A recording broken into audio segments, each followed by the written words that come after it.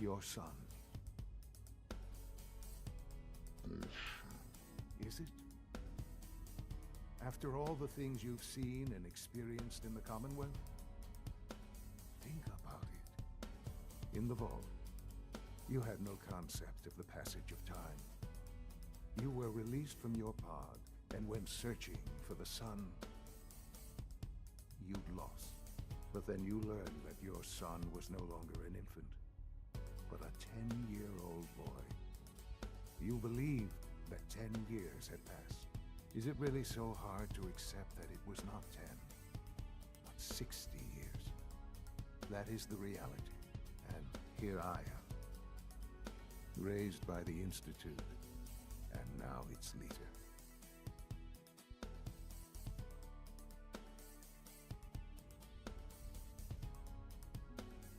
They stole you, kidnapped you.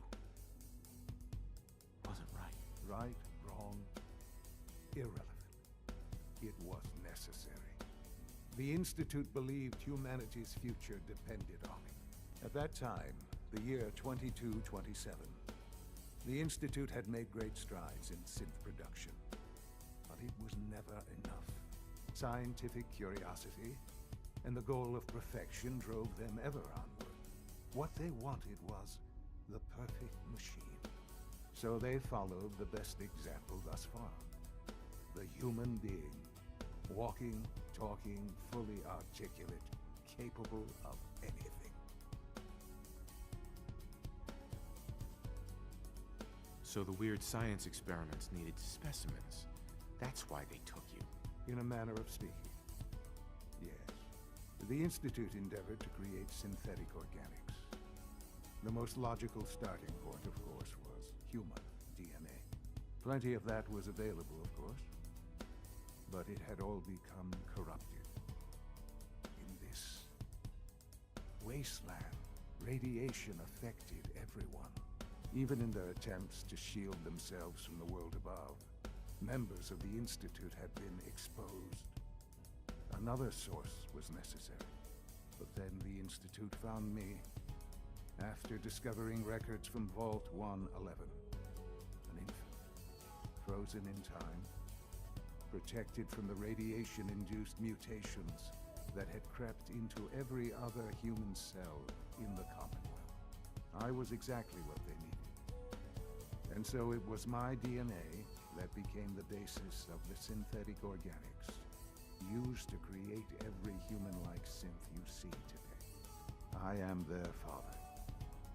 Through science, we are family. The synths, me, and you.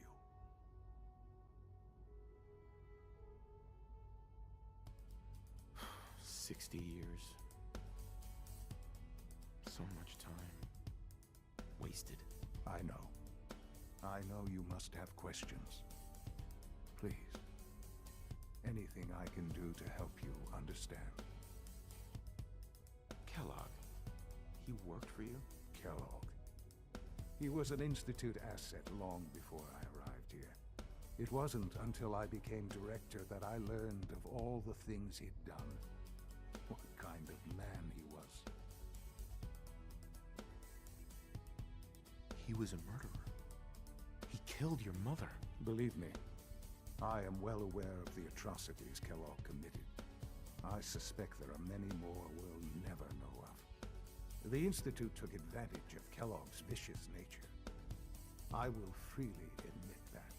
Institute technology prolonged his life, and his usefulness far beyond any normal human lifespan. He never failed the Institute, but his cruelty became more apparent with every completed objective. I won't lie. It's no coincidence your path crossed his. It seemed a fitting way to allow you, us, to have some amount of revenge. What else can I say to ease your mind? Your mother. She never got to see you grow up? Yes. What happened to her was... I've gone over the records of the incident, of course. It seems her death was an unfortunate bit of collateral damage.